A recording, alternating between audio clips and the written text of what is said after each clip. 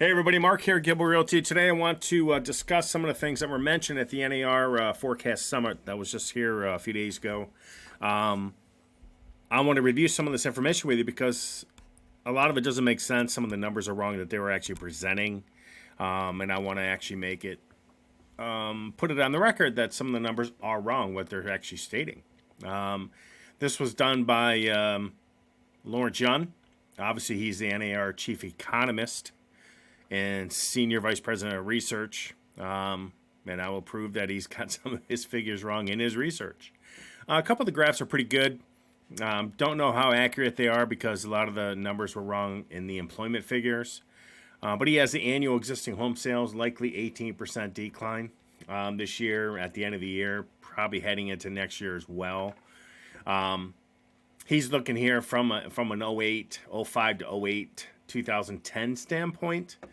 I don't see how existing home sales are going to go up unless we have a dramatic rise in inventory with some decrease in rates. And I'll tell you why he's wrong on them lowering rates too much. But this is what he's saying. He's saying on track for the worst year since 08 or since 1995. I agree with him. That I do agree with, that the last probably 3 to 4 months of this year have not been very good. New home sales, though, are up. Builders are building like mad over the last, 3 years. There's been a ton of money flooded into the system. Easy loans keep the economies going. But remember, all this inventory was started back here in 2020. You have a lot of new apartments coming on board. You have a lot of new homes being built, a lot of new neighborhoods going up. And remember, when you start these projects, it's hard to stop them. You're already in it. I mean, you're committed. You got to go. If you close shop now on these neighborhoods that are being built, you're losing all your workers. They're gone. They'll go somewhere else. This happened in 2008. When I was in 2008, if you're old enough to remember 2008, 15 years ago, I get a lot of people commenting on 2008, and they were like 12 years old. I was in 2008. I was in lending. I was in real estate. I remember what happened. I saw the empty neighborhoods. I mean, there was new builds going all the way up until the Fed the next morning woke up and said, we have no money, we're bankrupt. Okay, they were building up to that day, and then everybody says, oop, we have no more money, you're done. And all these neighborhoods went vacant. They went zombie new neighborhoods, I like to call them.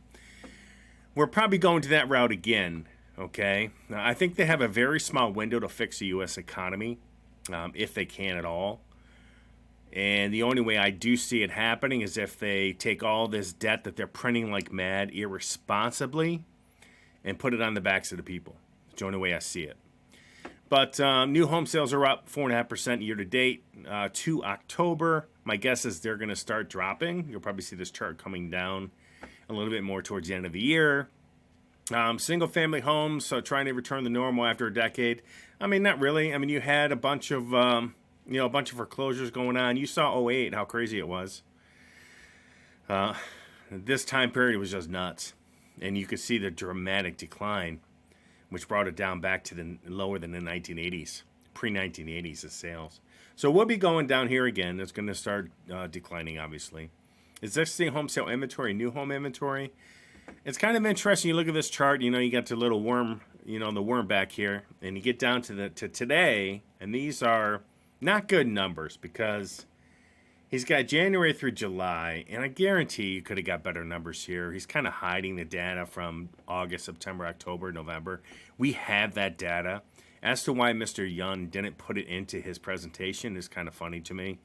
But you'll see the inventory over here going up, the existing home inventory going up, the new home inventory probably going up. So you'll see probably a pretty good ramp up in inventory at a time of year when, if you look, properties come off the market.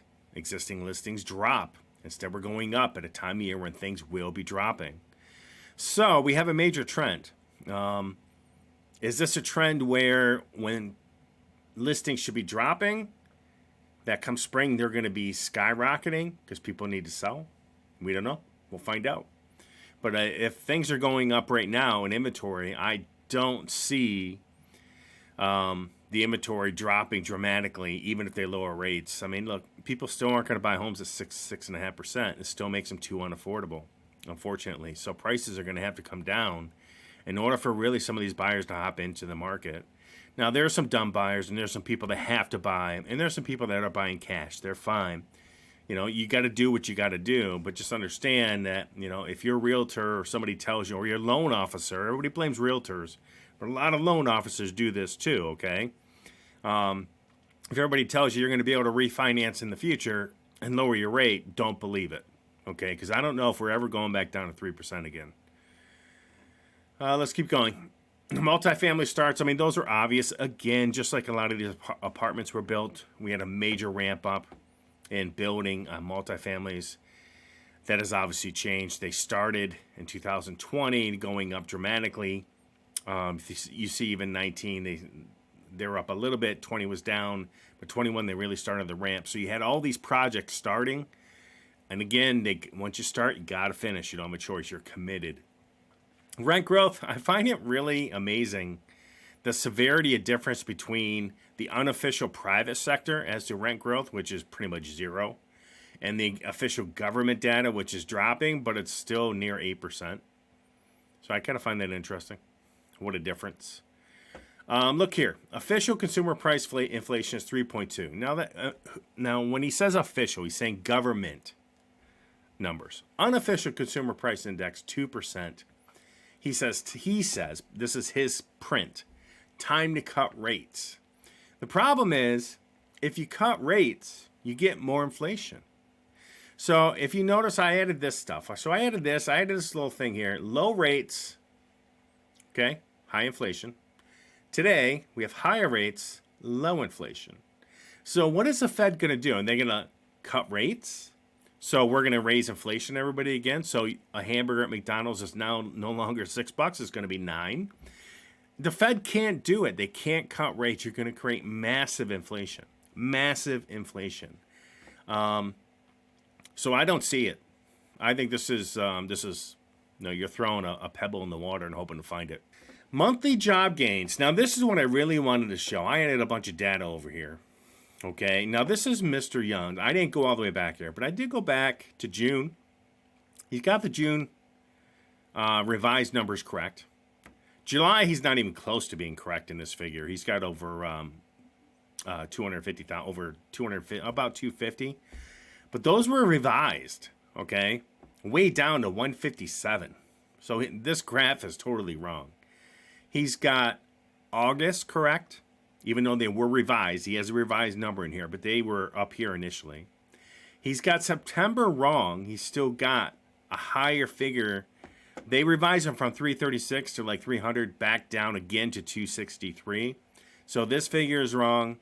So far, the revised figure for October is 150. But the problem is, I know the government doesn't want to show revised figures for October because they're going to be in the tank. Because if they're at 150 with their official number, what do you think it's going to be with the revised figure? And so far, November figures at around about 200,000 jobs created, supposedly. Now, what I want to show you, and the reason why I'm telling you this jobs report is all bullshit, BS, is government employment increased by 49,000 in November, in line with the average monthly gain of 55,000 jobs over the prior 12 months. Employment continued to trend up in local government, 32,000 jobs, and state government, 17,000 jobs over the month. That's just November. Now, if you listen to what they said 55,000 jobs for government, federal government, over the last 12 months. That's almost 700,000 jobs created by government itself. Not real jobs. Government, no offense to government employees. Some of them work really hard. They're good people. But they're a drain on the economy. When you create 700,000 new jobs, those aren't real jobs, and they shouldn't be reported in this figure. So if you take the June revised to 105, in reality, if I'm basing it on their projections of 55,000 average per month over the last year, in July they only really created 50,000 real jobs in the economy. And do the same thing for July or June. So same thing for July. You're looking at about 100,000 real jobs. August, about 110,000 real jobs. So these figures are all funny figures. They're all funny money because government jobs are a drain on the economy. They don't produce anything, but they take. And it's not that we don't need them, but the problem is I want to know where they're creating these 55,000 jobs, other than maybe the IRS. And then what about local government? 32,000 jobs locally, and state government 17,000. So these jobs are all fake.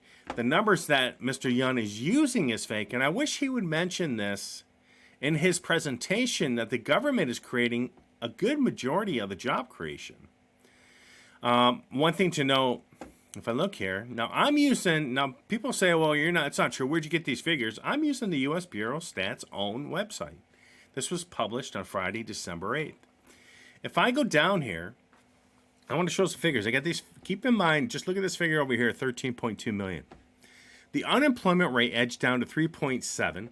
The number of unemployed persons showed little change of 6.3 million. That's quite a bit. Now, what else I want you to note is it says in November, the number of long-term unemployed, those jobless for 27 weeks or more, which is, half the year, edged down to 1.2. Those individuals accounted for 20% of all unemployed persons. So you have people a half year in that pretty much can't find a job. Now, I took their information. Now, when they say unemployed, I'm assuming this 18.3% or 1.2 million is included in this 6.3 million. The way this report is written, sometimes you kind of guess whether that's true or not. But I want to go down even further. It says the number of persons employed part-time for economic reasons decreased by 295 to 4 million in November. These individuals who would be preferred full-time employment were working part-time because their hours had been reduced or they were unable to find full-time jobs. Okay? That's quite a bit. 4 million people can't find full-time jobs. Now, I didn't put them in this figure up here, okay? Now, what I want you to see, and the reason why I have this 13.2 million is, in November, the number of persons not in the labor force who currently want a job was 5.3 million people.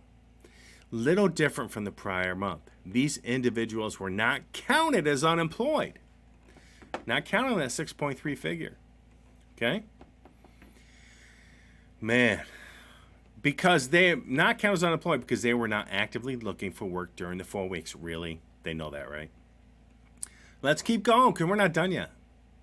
Among those not in the labor force who wanted a job, the number of persons marginally attached to the labor force, whatever that means, changed little to 1.6 million. These individuals wanted and were available for work and had looked for a job sometime in the prior 12 months, but had not looked for work in the 4 weeks preceding the survey. Now, these people aren't collecting unemployment. How the hell do they know they're not looking for a job 4 weeks preceding the survey? Okay? There's no way this is accurate. The number of discouraged workers, a subset of the marginally attached who believe that no jobs are available for them, were about 420,000 in November. Okay? But if I take that 6.3 million unemployed, 5.3 million not in the labor force, 1.6 million not in the labor force, but what they call it, marginally active, whatever that means, was another 1.6 million. That means you have 13 million people right now in the U.S. unemployed, not able to find work. And I did not even include the big figure here of the part-time workers that would like to go full-time, but they can't. Okay? This is way worse than anybody can possibly imagine. We have a unemployment nightmare going on right now. I'm not sure how these people are surviving. There's got to be a whole other economy on the black market that these people are making money on. But I don't know what they're doing. Garage sales. Maybe there's two incomes in the household. I'm not sure. But this is scary. Now, I remember beginning of last year, this figure, I think, was about 9 million.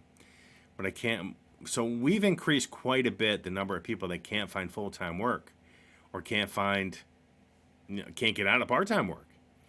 So this is really scary. You guys should go look at this report. Now, this is what I wanted to read. I was reading on the previous graph. Maybe you can see it better here. That government needs to stop reporting government jobs in our labor figures. Okay? Because they're not truly producing anything. They're a negative on our economy. I'm not saying they're not needed in some form, but they're still a negative on the economy. They're taking out, not putting back into the system. They're not producing anything.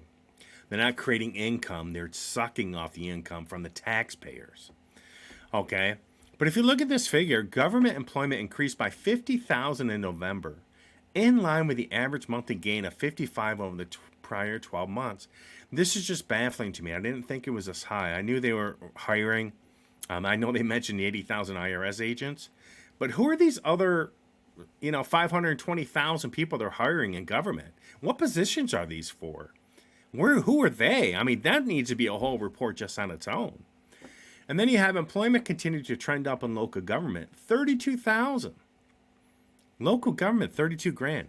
And then state government, 17,000 over the month. This is not all year round, folks. This is 1 month. So if you want to know where all your money's going, you want to know why your taxes are going up, these people are trying to hide the horrible economy by hiring people within the ranks that are hurting the economy because they're sucking off the economy and they're not producing anything. So this is a really, really tough time for the United States. And I just wanted you to understand that, I don't like the fact that NAR in their report don't have the figures right. Now, number one, I think if you're going to be a professional, you're going to be an economist, you're going to be the NAR, which they've had some trouble lately. I think you need to get your numbers right in your graph, especially since you are the vice president of research. Okay? And if your research is wrong, then you need to put it right.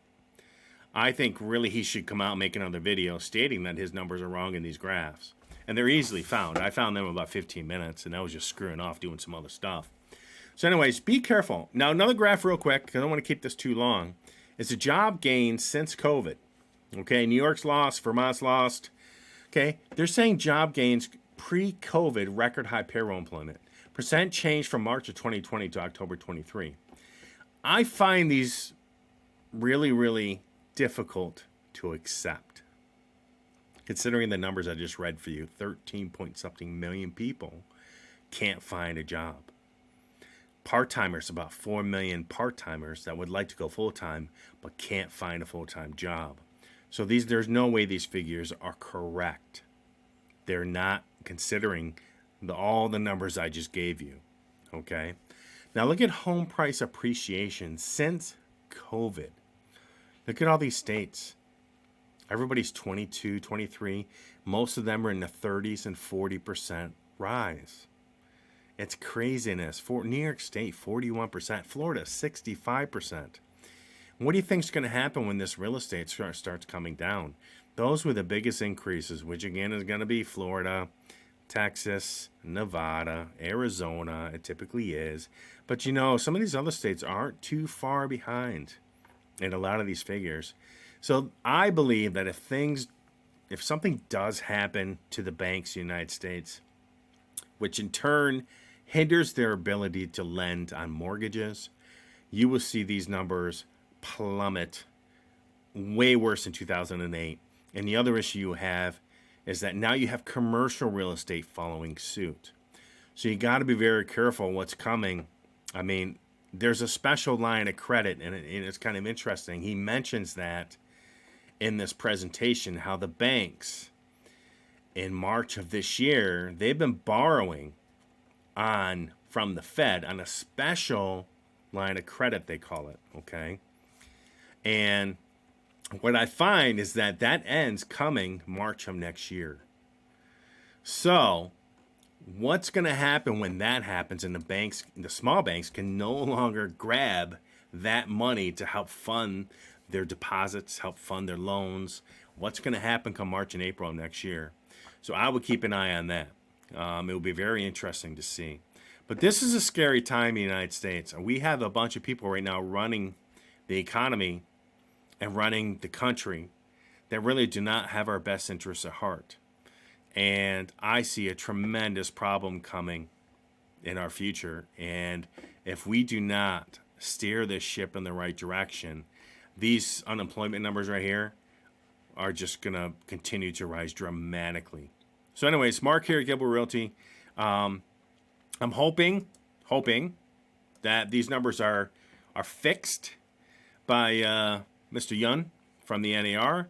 And you can go look at this. This came out Friday, December 8th in the U.S. Bureau of Stats. This is their figures, okay? Go take a look at the report. I'll put the link down below. If you have any questions, please like and subscribe. I hope you like the video. And enjoy your day. And, hey, there ain't much we can do about all this. But at the same time, what you can be is aware of what's going on. Take care. Have fun.